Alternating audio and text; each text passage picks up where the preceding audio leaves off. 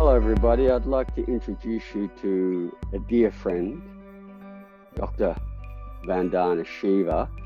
And Dr. Vandana Shiva needs no introduction. Everybody will know who she is and the incredible work that she does all around the planet.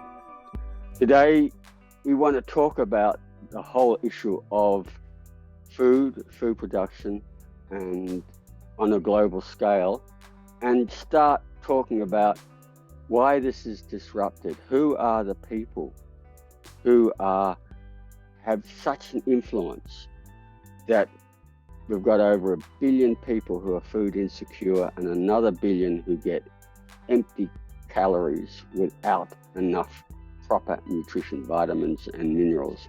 And we can identify the cause of this. It's not that we don't have enough food, is we have unfair, and the word I will use is highly corrupted food production and distribution systems. Vandana, I'd just like you to explain to people about this, because you've been doing so much good work talking about this around the world. Wonderful to join you, Andre, and join the People's Food Summit. For centuries, people have grown food, eaten good food, been healthy. And 60,000 years in Australia, where you're from, is what the Aboriginal farmers were farming. And because they farmed so beautifully, they left no destructive trait. They left a creative trait of more biodiversity. And that was used by the colonizers as proof that they're not civilized, because being civilized in colonial times, as being civilized today, is destroying. The power of destruction is defined as civilization, rather than the power of sustaining and regeneration. 60,000 years is not a short time. My country, China, there was books written about farmers of 40 centuries. But as Albert Howard wrote so beautifully in his book, Agricultural Testament, that in the farms of Asia, of India, you see farming as it should be, as perennial as the forest and the prairie and the ocean. And those laws of how nature works is what he articulated in terms of how Indian farmers and peasants had worked. The law of diversity: nature does not practice monocultures and uniformity and fascism. And the law of return: nature does not build systems through extraction and taking and taking and taking, but always circular economies, giving back. And the work we are doing in regeneration is really going deep into those sciences of regeneration which you've forgotten, because the earth was defined as empty, terra nullius. The entire legal jurisprudence that came out of colonizing Australia was it's an empty land, because these Aboriginal people are not people. You know, they're like the fauna and flora, which I'm very happy to be like the fauna and flora, because we are Earth family. And this estrangement from the rest of creation is a big part of it. But then they went on to say the soil is empty till chemicals are put. And the best scientists were objecting. Albert Howard was objecting. Liebig, who is the father of modern organic chemistry, wrote a little book whose English translation I've written a foreword to. And this is, the law of recycling. He says, I thought it would be enough to just announce and spread the truth, as is customary in science, that nature works in cycles. And recycling is what you should see. I finally came to understand this wasn't right. And the altars of lies must be destroyed if we wish to give truth a fair chance. Founder of modern organic chemistry, having to tell the people who hijacked the science and reduced it to nitrogen fertilizers, first guano and everything else, then they destroyed it, and then to the labs of Hitler, and to turn the same processes that allowed explosives and ammunition to then be turned into making fertilizer. And if you want to understand the violence of this system, I think it's good to look at people like Haber. The Haber-Bosch process is the basis of synthetic fertilizer. Harper's wife committed suicide. And in her suicide note, she wrote that she was also a chemist. And she says, I cannot tolerate the kind of violent turn Harper has taken to make chemicals for killing. So what went wrong really is IG Farben, Rockefeller, Standard Oil got together and with the finance and fossil fuels and chemistry, made the entire inputs to what became industrial agriculture. It's really based on the science of killing and the tools of killing. And that's why it's not an accident that insects are disappearing and birds are disappearing. You know, Rachel Carson tried to wake us up to this on the Silent Spring. And yet we are still not connecting in the extinction crisis to the crisis of chemicals in industrial farming, chemicals that are designed to kill. But with it came the mindset that we are enemies of nature and nature has to be destroyed in order to get food. Interestingly, it's now flipped, as you will have seen. They now are talking about destroying food in order to save the climate. But it's always through these dualism and polarizations when the earth works in cooperation and symbiosis. And the beautiful symbiosis between the mycorrhizae in the organic soil and the plant, and the beautiful symbiosis between the sunshine. And you have woken us all so much to this growing life, you know, that we have to shift to growing life from spreading death. And the reason we have to do regeneration is because war has entered every farm and every field, every forest. The reasons the forests are burning in Canada is because they're spraying glyphosate. And the indigenous people have a huge campaign called Stop the Spraying. Because if you spray a desiccant which dries the forest, of course there'll be fires. And the oceans, the rivers, are bodies. Because food is what connects the world. Food is what gives us life. And when poisons enter at that end, and the war mentality enters the food system, then all the systems of destruction begin. And all the systems of silencing the voices of truth and science, as Rachel Carson, she was attacked for saying pesticides kill. The founder of modern organic chemistry, who taught us about nitrogen, is having to say, I have to destroy the altars of lies. Because the science he had created was being destroyed. And because today media is big, and because the billionaires have got into food, have got into agriculture, Mr. Bill Gates talks about one agriculture for the world. And that one agriculture of the world will be producing raw materials for lab food, which he also has patents on.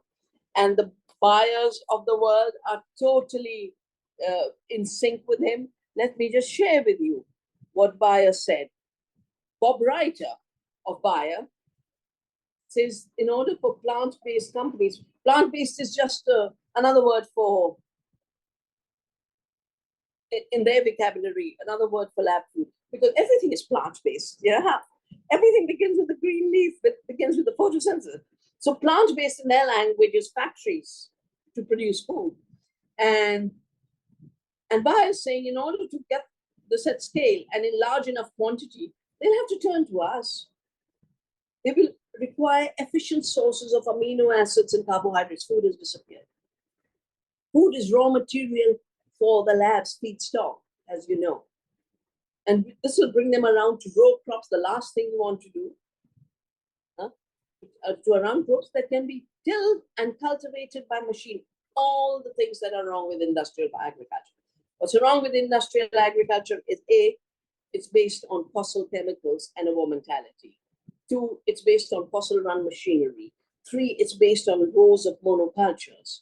4, it's in the hands of the poison cartel.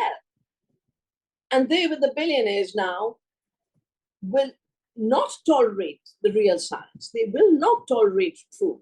And they will attack every journalist, every scientist, every farmer, as has been done in so many countries.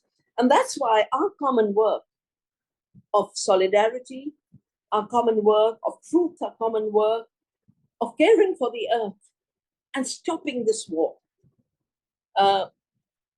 is so much more important in our times. It was always important. We've had a century of this war. But now it is going to determine the future of humanity. What you're saying there is very important. And I just want to go back to when you talked about Australia and 60,000. Actually, we actually have very good data of now of Aboriginal food systems of 65,000 years ago, and what they were eating, how they were preparing it. And I think from me, myself and others, I'm writing a book on the agricultural systems, and I'm going to call it 65,000 years of regenerative agriculture, and show these complex systems of food forests, of how they manage grazing. They actually use fire at particular times of the year to regenerate pastures, and then their livestock, which are kangaroos and emus, would follow them. They didn't need fences. They could manage them, and they had sustainable harvesting systems. These particular pastures weren't monocultures. They were incredibly biodiverse, and in these pastures, they had yams and all these other plants, herbs, medicines, this phenomenal biodiversity. Then the same with the forests that they managed, and they built these incredibly diverse perennial systems, which the colonists, being used to simple monocultures, couldn't understand, and they called it a wilderness. It was never a wilderness. This was a managed ecosystem. I think it's actually one of the almost racist terms now, where we don't realize how First Nations people actually created these incredibly complex ecosystems, and we write them off. But I suppose what I'm trying to say here is that here's evidence that we get the right system. We can have 65,000 years of food production without running down the system. In fact, we increase the biodiversity over that time.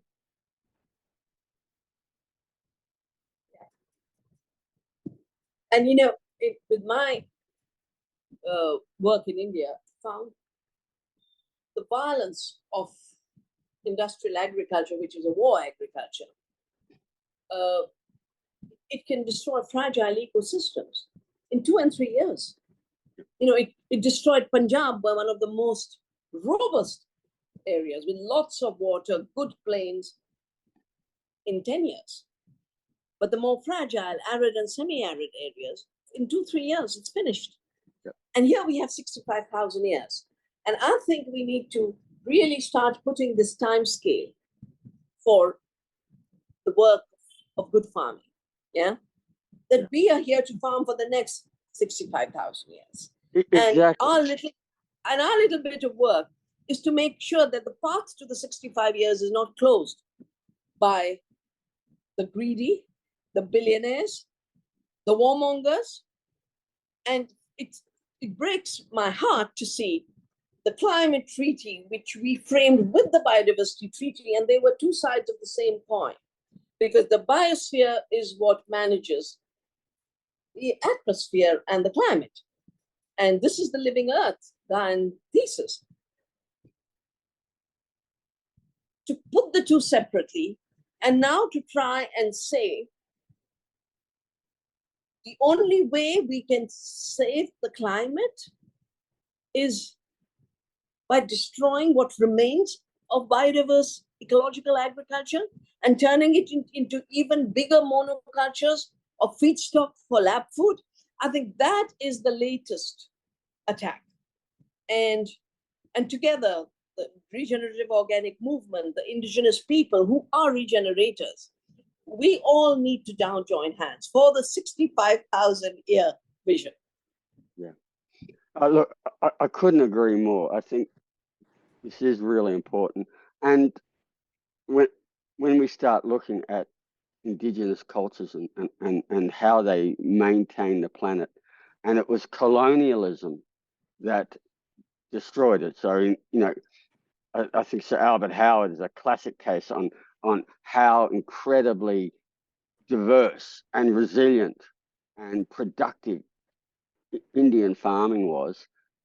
And when colonialism came along and said, no, you're not growing food, you're growing indigo, you're growing cotton, and destroyed these systems, created the famines and destroyed it. We can say the same with Ethiopia. Historically, you look at Ethiopia, one of the most incredibly complex, rich civilizations. All the historical evidence from ancient Egypt, when they talk about Ethiopia, it was this land of abundance. And then colonialism comes along and Ethiopia is still not recovering. And Australia is probably the last continent to really be colonized. And, I'm going back to the first accounts of what the soil was like. The one chemist who's actually a colleague of von Liebig's, who analyzed the soil in the 1830s in Australia, the lowest level he found was 5% organic matter. Some was 50. The average was 30%. And then you talk about, these semi-arid, like you said, in 3 years, it was over. It was gone.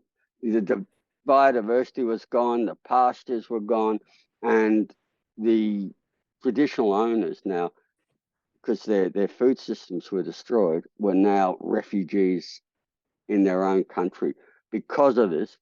And where we are today is a direct result of this colonialism. And what we're really seeing now is the new colonialism by the poison cartels. Old colonialism only looked at territory, they wanted the land. But the new colonialism wants the life of every living organism. And that's why the whole issue of patented seed and genetic engineering becomes so important for them. Latest, as you know, is trying to modify soil organisms. You don't even know 99% of them. You don't know what the impact of your one engineered organism will be to the 99% that you don't know. You're supposed to go through biosafety. And you're running away from biosafety by creating even more confusion, trying to call the new genetic engineering, which is the old genetic engineering of gene editing and CRISPR, totally driven by Mr. Gates, like the old genetic engineering was driven by the ideology of the Rockefellers. They're now trying to say, oh, this is totally nature, so it should not be labeled, it should not be researched for biosafety, it should not be regulated. But it's novel, and therefore we can own it. This is totally a split ontology. You can't say the same thing is natural and then say, no, it's novel. And again, it comes back to Liebig's altar of lights. This whole edifice is based on an altar of lights. And just because the lies are told by big money power and big destructive power, they think they'll get away with it. So lies are lies, no matter how powerful the person speaking them. And no matter how much the resonance they create through paid media to attack anyone who speaks the truth. But the tiniest voice of the tiniest mycorrhizae, the tiniest voice of an indigenous peasant, the tiniest voice of a small farmer is still truth. And I think the old contest between industrial and ecological, industrial and regenerative organic, industrial being the fossil system, the fossil chemical system, the war system, that continued colonization of the earth and colonization of our mind is now reaching such desperate levels. There is absolutely, GMOs have failed because complex systems cannot be engineered. You still want to continue to tell the lie that you are engineering organisms to take patents on them. The new gene editing being used to do deregulation of all the biosafety means the end of health and the end of seed freedom. Farmers, who they won't know, is the seed regenerative or is it not? Because nothing will tell them. So taking away the right to know is a big violation.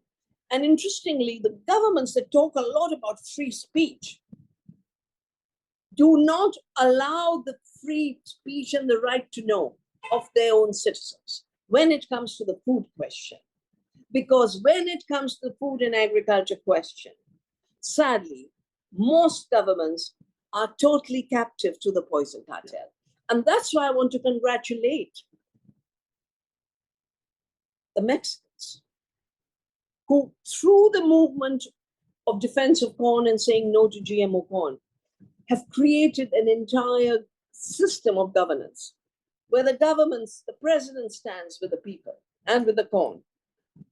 And they have resisted the worst abusive power of the United States. And we need to stand wherever the voice of truth is defending biodiversity, defending farmers' freedom and seed freedom and food freedom, and defending the democracy of life. Because this is what farming has become. It has become the issue of freedom for life. It's about freedom, it's about truth, freedom, life. You're exactly right there. And I think what we're seeing is two things. We've got this incredible attack on small farmers, regenerative farmers, First Nations, traditional owners of ecosystems or managers of ecosystems. That, we're also seeing that they're controlling the media. They are censoring our voices in the mainstream media, in social media. If we say too much, we get cut out. They also limit our reach. But despite that, we are reaching. For instance, this event, last year we got over 500,000 people viewing it live, and then we promoted various videos, like yours in particular. We got another 300,000 views for your video last time, and we got extra. So we actually reached 1.2 million people. So despite the fact they're trying to censor us, we are getting through. And the other thing I just want to say, because you're like me, we're all over the world. We meet with people, and what we're seeing, the word I use is a regeneration revolution. We're actually seeing these farmers and community groups and consumer groups and other people who are concerned about food systems and the environment coming together to promote and build these new systems. When we think of the world as a pyramid of power, where the top controls everything below that supports it, then you feel disempowered. You feel, oh, they have so much power. But first, their power depends on us. The top of a pyramid wouldn't be able to be there if the bottom of the pyramid wasn't holding it up. So the bottom of the pyramid has to be far more active of taking power away and not supporting the top of the pyramid. But I think the real vision we need to carry for our 65,000 year vision is the uncentered and decentered democracy of the mycorrhizae. There's no part of the mycorrhizae that is calling the shots. In nature, there's nothing like a master molecule. There's nothing like a dominant species. There is no privileged species in nature. In fact, the tiny microbes have bigger power in the world, even though we've underestimated them. And if anyone thinks it's not true, just think of your COVID days, yeah? One little virus held the whole world, yeah, in control, through the control that others were taking to it. But the mycorrhizal fungi is such a beautiful teacher of decentralized democracy. And I think we are like that mycorrhizal fungi. We're so uncentered, we move, but wherever we are giving, we are spreading, we are nourishing. And that is where the future movement will grow. We should not be anxious. We should not be anxious that we are not centralized. We should celebrate that we are decentralized, that wherever we are is the center of life, of that place. And as we shift our mindset, not only because the crisis is getting deeper and more people are being rubbished, there's no place for you. There's no home for you. BlackRock will own your home. No. There's no education for you. BlackRock will own your education. Because as I wrote in the book, Oneness versus 1% with my son after the Paris summit where we were together, I realized Bill Gates was running the show. And then we went deeper into where the economy had changed. And then we found every giant corporation actually was now owned by the financial asset companies. And where do the finances come from? The same extractive economy and rent economy of the billionaires. So the big money is now controlling all the ways of making money. Now, Bill BlackRock, which wants to go bigger, it was a nothing body in 2008 when the financial crisis took place and Wall Street collapsed. The collapse of Wall Street led to these guys emerging, and they're totally self-governed. No one controls them. They're owned by the people whose money is in it, which has never been the case. And they really are desperate to create new ways of making money. Whereas we are in the enterprise of growing life. And when life grows on its own terms, in its self-organized, autopoietic ways, sadly, there's no space for them. Yeah. The mycorrhizal fungi will work on its own. They will try and engineer it for sure. But with consequences they have no idea of. And that's why our turning to the ways of nature, our turning to the power of regeneration, which is built into living systems, our turning to our duty to care, which is what regeneration is about. Because we don't create regeneration. Regeneration is life. What we do is facilitate it and stop the destruction. Our human work is to stop the harm. So stop the harm, get rid of the pesticides, get rid of the synthetic fertilizers, get rid of the GMOs, get rid of the patents. Shift to the small farms where the ability to care is real. We had a prime minister who was an agricultural economist, but also a farmer. And he said in his book called Agricultural Economics, his name was Chaudhry Charan Singh. And he said, if I had 100 acres, I would not give it to one man who would farm the 100 acres. I would give it to 40 small farmers. Because the small peasant can do what the large peasant, the farmer can't. The small peasant can give care. And what care is about is being able to watch every plant in detail, to watch every patch of the soil.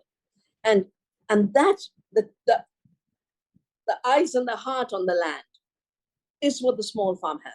So while they've been desperate to destroy the small farmer ever since they brought chemicals into farming, our 65,000-year agenda is to protect life in its diversity and self-organization, to protect the cultures that protect life, which is the indigenous cultures and the small farmer.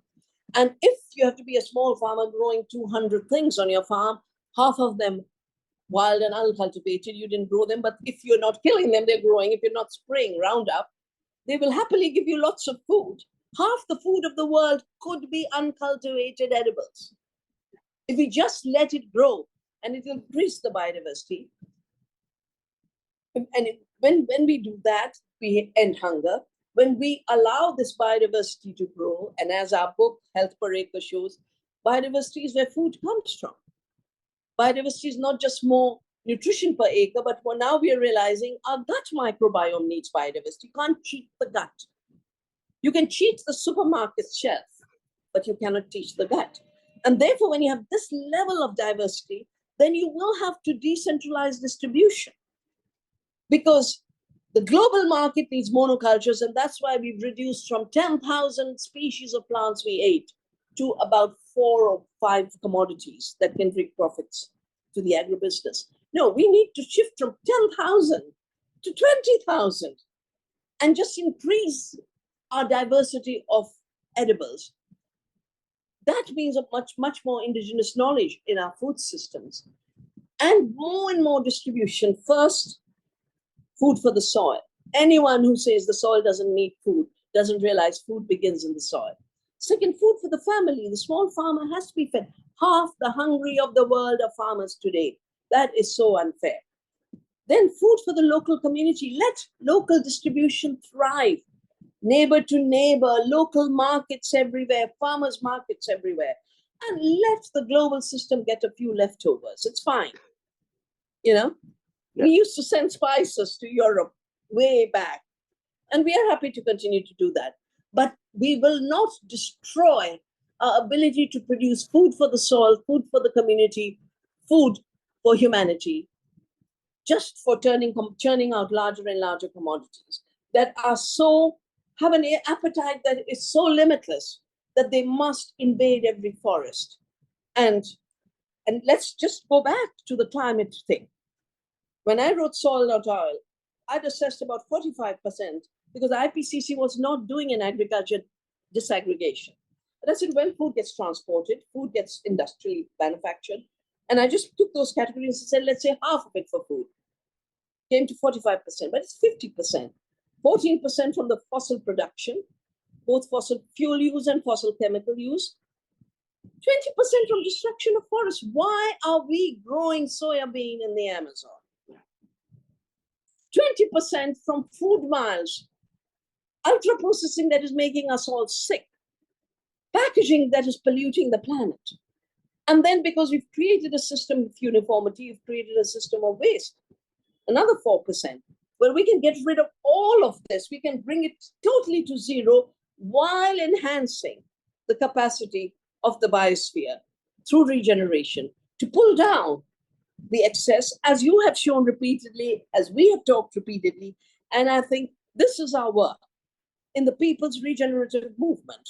Our work is to understand the lies, pull down the altar of lies, sow the seeds of diversity and regeneration, and heal the people, heal the community, heal the soil, heal the earth, because it is the same work. It is not different pieces of work. Your metaphor mentioning, actually more than the metaphor, mentioning the mycorrhiza and the microbiome, I think is critical. And one of the really important things there is changing the way we see nature. I think one of the most unfortunate things about the misinterpretation of Darwin is this concept of survival of the fittest. It's the jungle out there and you fight and it's the fittest that survives. But when you look at nature, that's not true. If that's the case, you look at a forest, there'd only be one species of tree. That's the fittest. But over time, the opposite happens. You get more and more species, more diversity. And there's a word for that, that's synergy. And it starts with the mycorrhiza, because what the mycorrhizal fungi cannot photosynthesize. It cannot make its sugars and foods. So it lives in harmony, in coexistence with plants that can photosynthesize, and the plants make glucose and organic molecules. Feed the mycorrhiza. In return, the mycorrhiza then will go and get the plant, go deep down and get the plant water if it's a drought, or get them phosphorus or nitrogen. And, you know, from the mycorrhiza's point of view, the more nutrients it gives its host plant, the more it grows, the more organic molecules, more glucose it gets, the more it grows. And then the other thing we understand now, it's not one mycorrhiza with one host plant. All these mycorrhiza are interconnected like an internet, and they communicate, they speak. So if one plant is attacked by an insect, it will communicate it through the mycorrhiza to other plants and say, start protecting yourself. Or if one plant hasn't got water or nutrients, another plant will actually take those nutrients out and feed it through the mycorrhiza to other plants. So what we see here, it's synergy, and it's cooperation, and working together. That's the strength of these systems, and that's really, I suppose, what I say is underpowering strength of regeneration, why systems over time will Absolutely. regenerate. Absolutely. And what nature teaches us is life begins in the small. And regeneration of life begins in small communities. Yeah. So do not underestimate your fact. It is the only power that can make change. You know,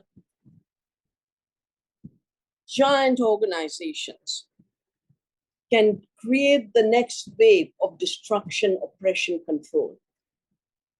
They cannot trigger the next wave of self-organized complexity. Yeah. It begins in the small. And so we are at a very exciting moment, because centralized controlling destructive power is totally peaking. And on the other hand, the opportunities and possibilities of decentralized, cooperative, symbiotic power in nature and of people and nature together, it's just amazing. If as you described, the plant and the mycorrhizae depend on each other, but the more they help each other, the more they have for themselves. Yeah. Exactly. And the extractive system assumes you to take by force.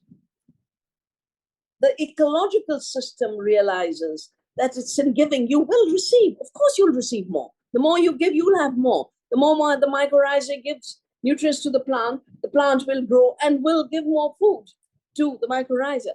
And the cycles of living systems thrive on giving and care. Extractive systems are based on short-term violence and short-term taking without giving. In the process, they destroy the very basis of what supports the system. And the current industrial system is destroying the basis of food production in the soil, in the seed, in the biodiversity, in the mycorrhizae. And that's why it's destroying the future of food. Future of food will not come from a system that is creating a dead planet. The future of food will come from a system that is regenerating the power of the planet to regenerate systems with our love and care joining hands.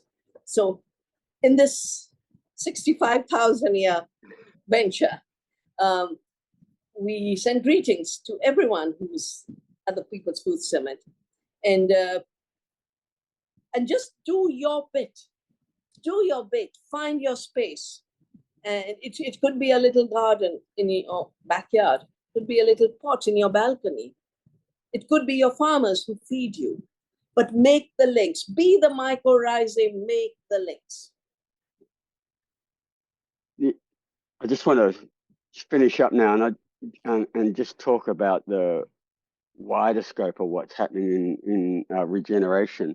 And for a lot of people, I just want to inform you that when we formed Regeneration International, there was 5 of us who started the discussion, and that was Vandana, the late Ronnie Cummings, Dr. Hans Heron, Steve Rye from Macola Health, and myself. And we started this concept and realized the importance of regeneration as a mean, because most people know that things aren't right with the planet. We want to do more than sustain it. We don't want to sustain the status quo. We need to improve it. And that's what regeneration is. We're regenerating this degenerated system. And consequently, as a simple meme, it has spread. Very few people had heard of regeneration before we started the concept of Regeneration International and getting it out. We started the global movement. And I think when we use the example of synergy of mycorrhiza, Regeneration International has gone from just 5 of us having this concept. We now have over 500 partners. We use the word partners and not members. We like to see people as our equals on every continent, over 70 countries. And it's the same again. It's like this web of like-minded groups working together to actually make a difference in the world. And you know, we are making a difference. Vandana, you especially are out there. We all together. And the success of the regeneration movement is with 5 of us starting. Now the poison cartel is so desperate to try and hijack it, and we will not let them. Yeah. Bayer has just signed a MOU with my government on regeneration. What regeneration needs love and care and belonging and being rooted. The poison cartel has none of those qualities. So regeneration, the integrity of regeneration, we will also defend. And this pretend regeneration, where the poison cartel parades its poisons as the regeneration, we will not allow it. Just as over the last century, every time the poison cartel spread, there were voices from Albert Howard, all of the voices, Rachel Carson. Today, those of us who started regeneration and all the movements that are part of this, we will continue to practice the true regeneration, think the true regeneration, and pull down the altar of lies of the poison cartel's fake regeneration. Exactly. And I suppose the easiest way to distinguish what they're doing from what we're doing is that the opposite of regeneration is degeneration. And poisons, pesticides, fertilizers, extraction, destroying, damaging the genome, the basis of life. That is all degenerative, and we need to continue to call them out as degenerators. Thank you so much, Andre. So anyway, Vandana, I just want to thank you so much for what you've been doing. You're just such an incredible inspiration for all of us. Thank you very much, Vandana. We came up with the word regenerative. It's not a corporate invention. Please don't get mistaken. It's a movement language to continue to talk organic, now as regenerative organic, showing that regeneration is working with the living earth and her regenerative powers of a living soil, living biodiversity. We cannot hand it over to the corporations, because I've read every paper they've published, from the Syngentas to all the others. They use our language about what it is, and then what they're doing is about hyper-industrialism. I don't think if we hand over regenerative, we are strengthening our movement, we are weakening our movement, we're handing over what is ours. Yeah. So we've got to reclaim regenerative, show that it's the same as organic, the same as agroecology, and depending on the circles and the spheres, use the words that are popular in that sphere. But don't give up regenerative, define it more deeply. This is a global farmers' revolution. It has not been hijacked by Syngenta or Bayer. I know that because I'm on the front line. They're trying to. We always knew this day would come, right from the beginning, because we saw the way they, we've got industrial organic in the US, and that's divided the whole organic movement, despite the fact there's standards and certification. We've seen a similar thing here in Europe with agroecology, and agroecology put out by the French government, for instance, which is business as usual with a light wash of green. They're experts at hijacking, and we knew as soon as we became successful, they would want to hijack us. That's a sign of success. That's a sign that we're a threat. Now, very importantly, the opposite of regenerative is degenerative. And by definition, any agricultural system or any system that degenerates is not regenerative. We actually need to regenerate our biodiversity, our democracy. In other words, we start talking about the bigger picture of regeneration. It's not just farming and soils. It's people and planet.